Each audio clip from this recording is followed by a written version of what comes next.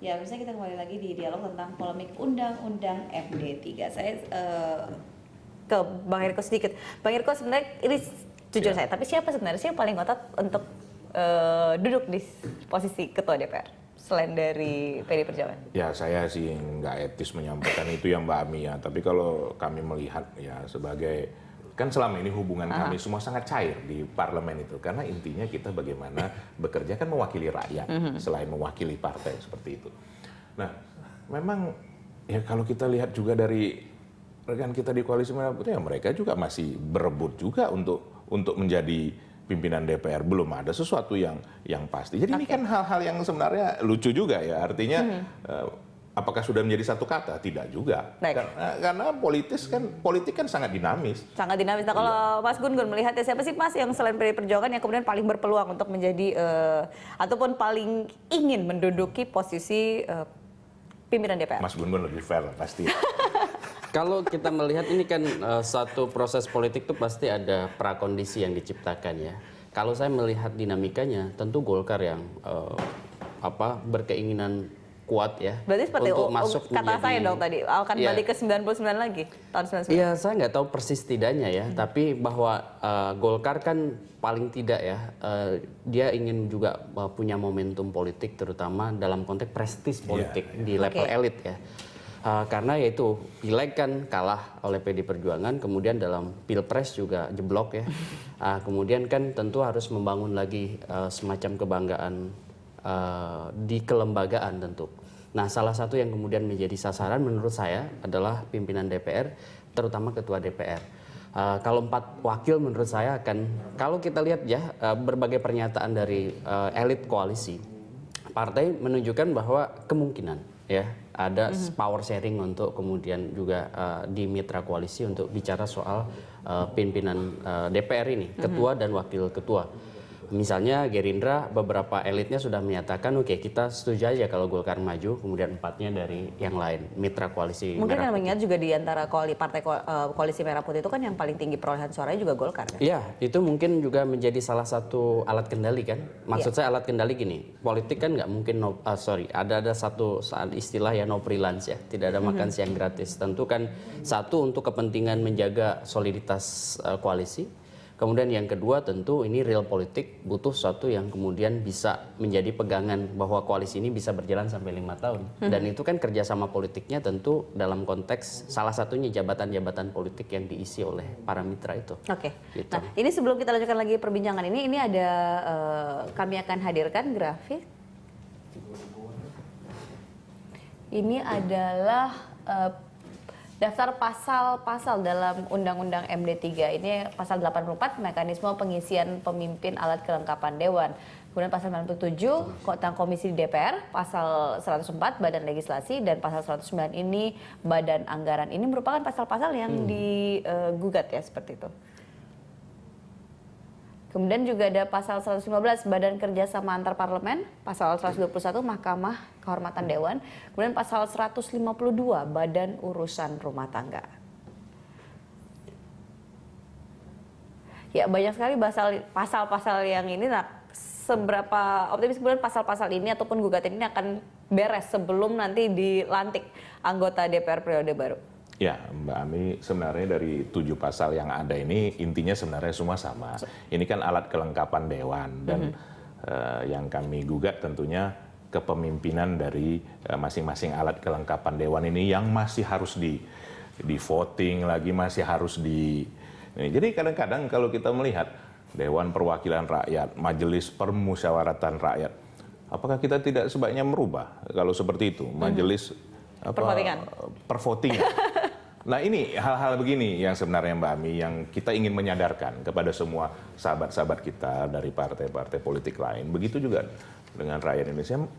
Lihatlah bahwa kita ini kan sebenarnya satu kesatuan. Semua mempunyai tujuan yang baik. Nah, janganlah kita harus ini terus-menerus tidak pernah selesai kan begitu. Nah, tapi kami punya harapan kepada MK ini sebelum nanti mengakhiri tugas DPR yang sekarang ini sudah bisa ada satu keputusan apakah disetujui atau tidaknya judicial review ini, seperti itu, Mbak. Oke, tetapi kalau tadi kan dikatakan di awal bahwa sama Bang Eriko kalau misalnya ini adalah Mas Gun bilang ini adalah posisi prestis seperti itu. Iya. Tapi posisi prestis ini apakah jadi satu-satunya alasan atau mungkin ini juga memang memegang peranan penting? Iya, saya melihat ini memegang peranan penting meskipun nanti ya tentu pimpinan DPR juga hanya satu suara masing-masing kan kalau dalam voting. Tapi ini kan bicara soal bagaimana peta politik terutama menyangkut political game elit ya. Dan itu kan pimpinan DPR menjadi yang saya sebut tadi menciptakan kondisi yang apakah itu kemudian positif untuk pemerintahan Jokowi JK atau tidak gitu. Oke. Contoh misalnya pernyataan-pernyataannya, agenda-agenda yang akan diputuskan di DPR. Tentu kan ini salah satunya yang kemudian meskipun kolektif kolegial itu bisa kemudian memberi sumbangsi signifikan bagi beragam agenda-agenda yang kemudian dibicarakan di DPR.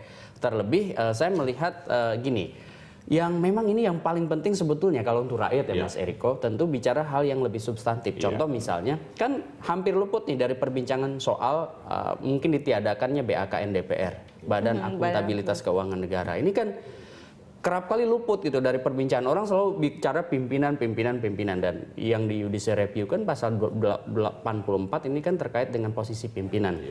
Nah, ini juga kemudian kan apakah yang dimaksud diskriminatif itu karena di DPRD belum misalnya. Ya kan di DPRD kan belum, baru di DPR pusat. Nah, ini pun harus menjadi bahan menurut saya yang dikaji bukan hanya oleh para politisi di DPR tapi juga menurut saya oleh para akademisi. Maksud saya, apakah posisi misalnya perebutan pimpinan itu kemudian menjadi lebih positif bagi proses pembangunan demokrasi Indonesia? Karena apa? Kalau saya melihat ini kan soal konsensus dan saya harus nyatakan bahwa PDIP kemarin memang kecolongan ya pada saat fokus pada Pilpres, kemudian MD3 ternyata masuk dan kemudian di situ punya dampak ya setelah kemudian Pilpres selesai. Ini yang kemudian menjadi catatan kritis juga bagi PD Perjuangan. Kenapa misalnya kemarin tidak begitu all out menjadikan itu sebagai public discourse ya. Ya memang pada akhirnya sekarang kan MD3 sudah diputuskan. Saya pesimis MK kemudian memberi kemenangan judicial review ke PD Perjuangan. Ini harus dengan kata lain posisinya kan seperti apa dong?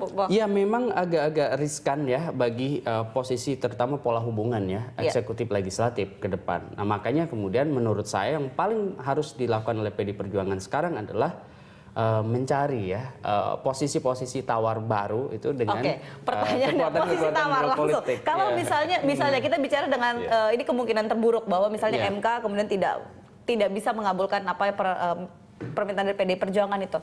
Nanti seperti apa? Apa tawar-tawaran yang akan diberikan oleh PDI Perjuangan? Bisakah mengamankan posisi sebagai pimpinan DPR? Ya Mbak Ami, kan kita tidak ingin mendahului dari hasil MK.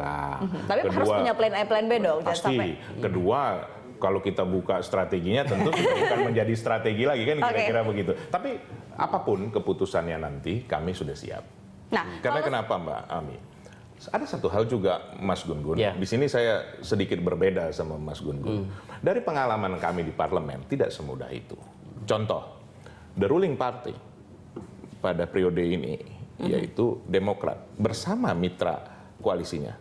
Apakah semua programnya berjalan? Apakah semua programnya menang di dalam menggolkan apapun itu? Tidak.